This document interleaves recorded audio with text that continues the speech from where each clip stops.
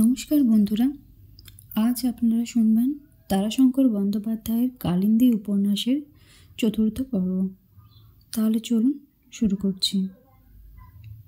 ইন্দ্র রায় সত্যই বলিয়াছিলেন, চরটা কীট পতঙ্গ সরীসৃপে পরিপূর্ণ। গ্রামের কোলে কালিন্দী নদীর অগভীর জলস্রোত পার হইয়া খানিকটা বালি ও পলি মাটিতে মিশানো তৃণহীন স্থান। পরে আরম্ভ হইয়াছে চর। সমগ্র চরটা বেনাঘাস আর কাশের ঘন জঙ্গলে একেবারে আচ্ছন্ন হইয়া আছে। তাহারই মধ্যে বাসা বাঁধিয়া আছে অসংখ্য প্রকারের কীটপতঙ্গ আর সাক্ষাৎ মৃত্যুদূতের মতো ভয়ঙ্কর নানা ধরনের বিষধর সাপ। পৌর রঙ্গলাল মণ্ডল বলিল, এই তো কবছর হলো গো বাবু মশাই, একটা বাছুর কীরকম ছটকিরে গিয়ে পড়েছিল চরের উপর। বাস আর যায় কোথা, ইয়া এক পাহাড়ে চিড়ি ধরলে পিছনের ঠ্যাঙে, সে কি বাছুরটা চেঁচানি। বাস বার কতক চেঁচানির পরই ধরলে পাক দিয়ে জড়িয়ে। দেখতে দেখতে বাছুরটা হয়ে গেল ময়দার নেচির মতো লম্বা, কিন্তু কারও সাহস হলো না যে এগিয়ে যায়। অহিন্দ্র প্রশ্ন করিল, আচ্ছা, আগে নাকি ওই চরের ওপারেই ছিল কালী নদী? হ্যাঁ গো, ঠিক ওই চরের মাঝখানে। নদীর ঘাট থেকে গেরাম ছিল এক পো রাস্তার ওপর। বৈশাখ মাসের দুপুরবেলায় নদীর ঘাটে আসতে পড়ে ফোসকা পড়ে যেত। তুমি দেখেছ?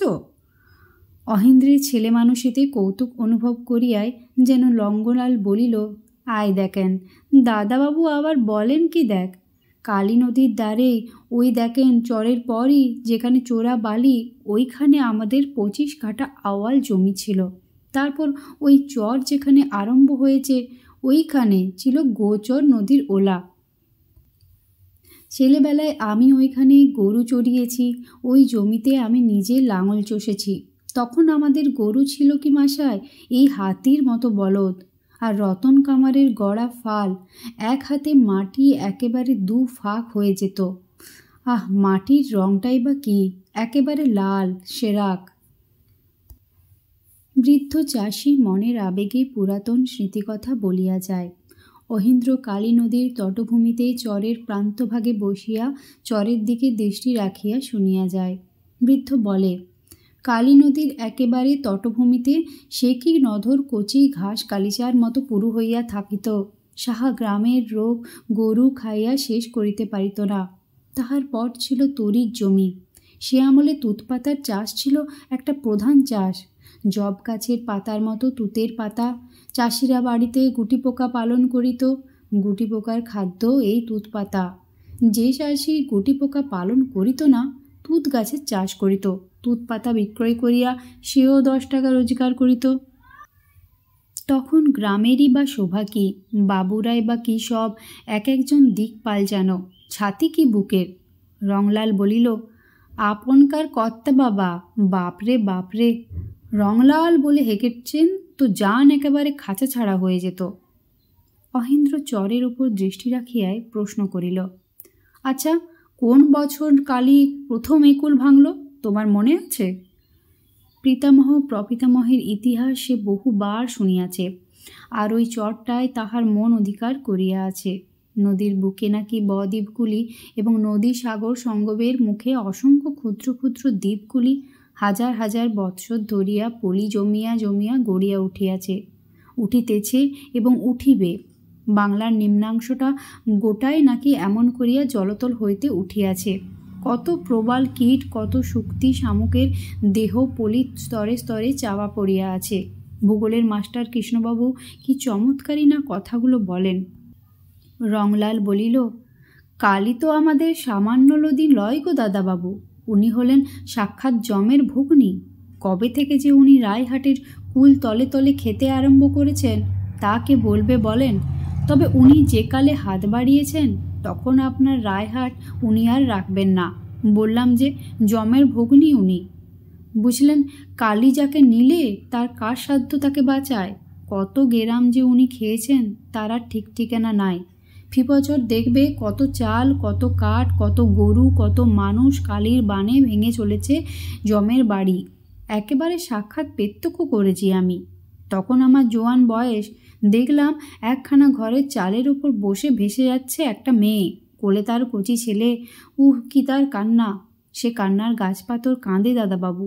আমি মশাই ঝাঁপিয়ে পড়লাম আমাদের সরু নৌকা নিয়ে, সঙ্গে গেলাম কাছি, একে স্রোতের মুখে, তার উপর কষে ঠেল মারলাম দাঁড়ের, শোঁ শোঁ করে গিয়ে পড়লাম চালের কাছে।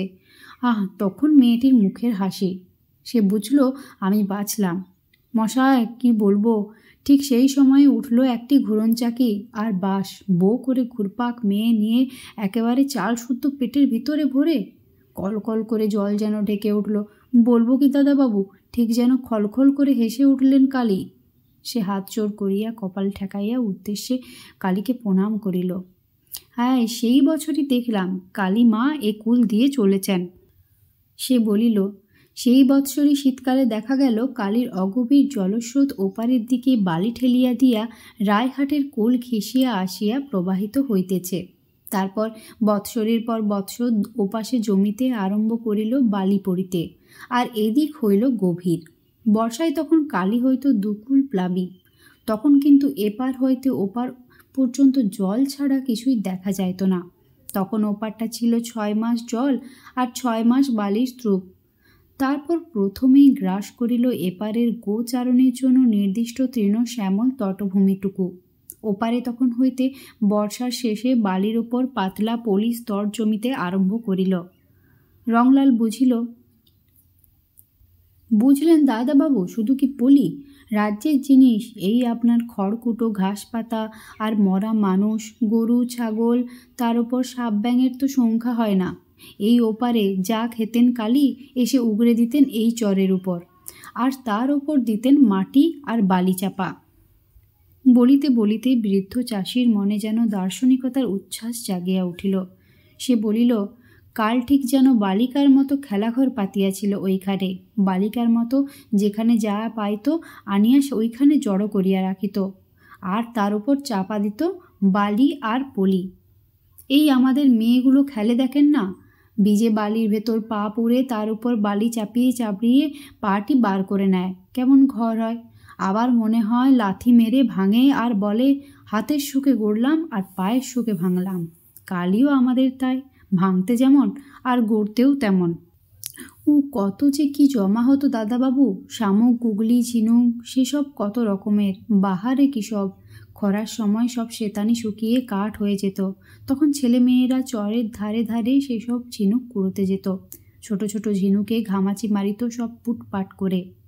কেউ কেউ লক্ষ্মী বদিতে বসিয়ে বসিয়ে আলপনার মতো লতা পাতা তৈরি করত।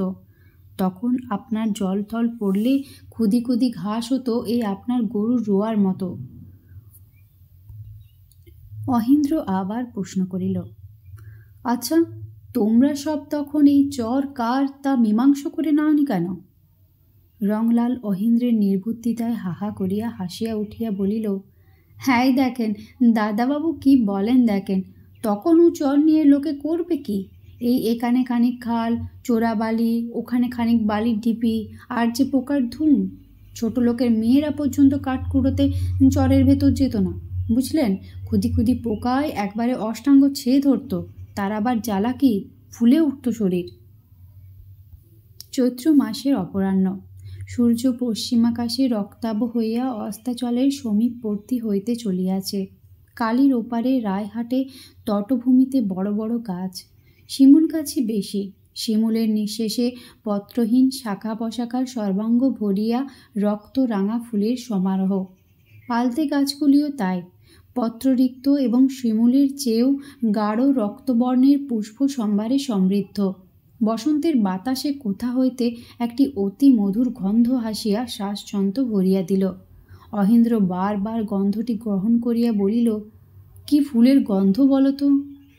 নিতান্ত তাচ্ছিল্যের সহিত রঙ্গলাল বলিল, চরের মধ্যে কোনো ফুল টুল ফুটে থাকবে, ওর কি কেউ নাম জানে?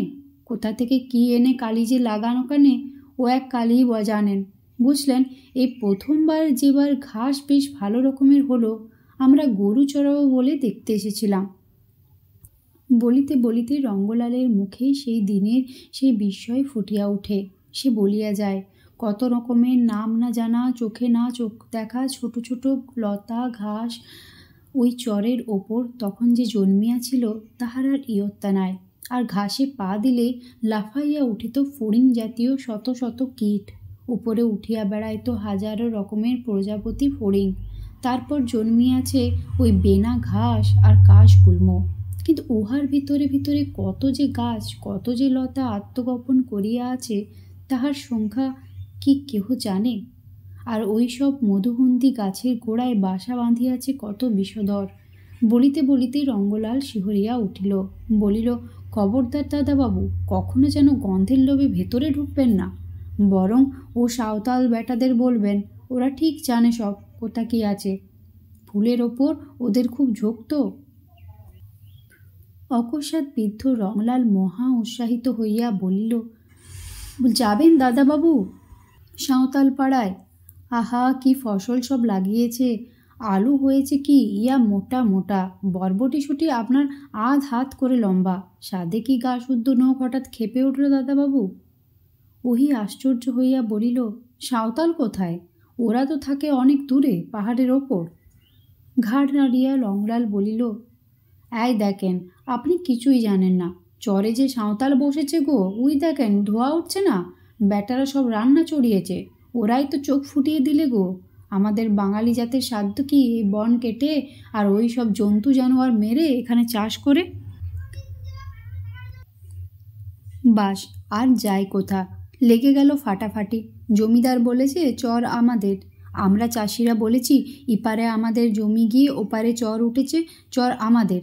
আসল ব্যাপার হলো ওই সাঁওতালরা ওখানে সোনা ফলাচ্ছে, বুঝলেন? অহেন্দ্র অগ্রসর হইয়া বলিল, চল যাব। কোন দিকে?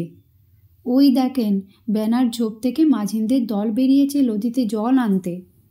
অহেন্দ্র দেখিল গাঢ় সবুজ বেনাবনের মধ্য হইতে বাহির হইতেছে ৮-১০টি কালো কালো মেয়ের শাড়ি।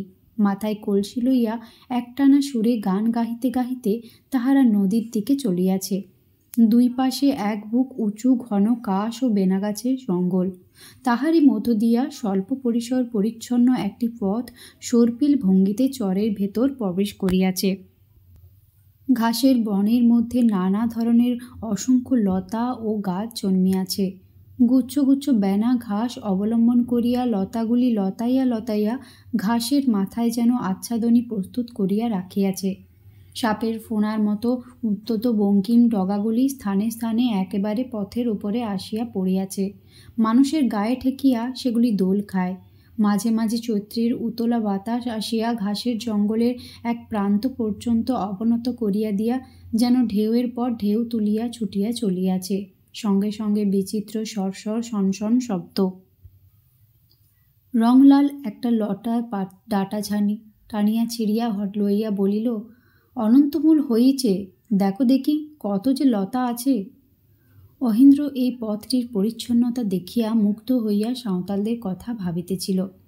এমন কালো জাতি, অথচ কি মসৃণ পরিচ্ছন্নতা ইহাদের জীবনে! কোথায় যেন বনান্তরালে কোলাহল শোনা যাইতেছে। চারিদিকে চাহিয়া অহিন্দ্র দেখিল একেবারে ডান দিকে কতকগুলি কুড়ে ঘরের মাথা জাগিয়া আছে। পথে একটা বাঘ পার হইয়া সহসা যেন তাহারা পল্লীর মধ্যে আসিয়া পড়িল। ঘাসের জঙ্গল অতি নিপুণভাবে পরিষ্কার করিয়া ফেলিয়া তাহারই মধ্যে ১০-১২ ঘর আদিম অর্ধ উলঙ্গ কৃষ্ণবর্ণ মানুষ বসতি বাঁধিয়াছে।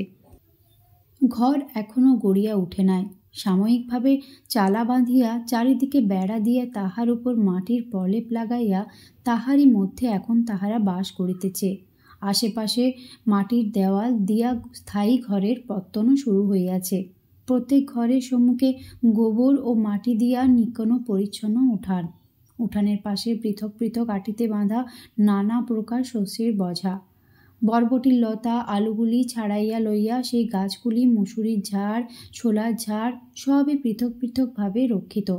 দেখিয়া অহিন্দ্র মুগ্ধ হইয়া গেল।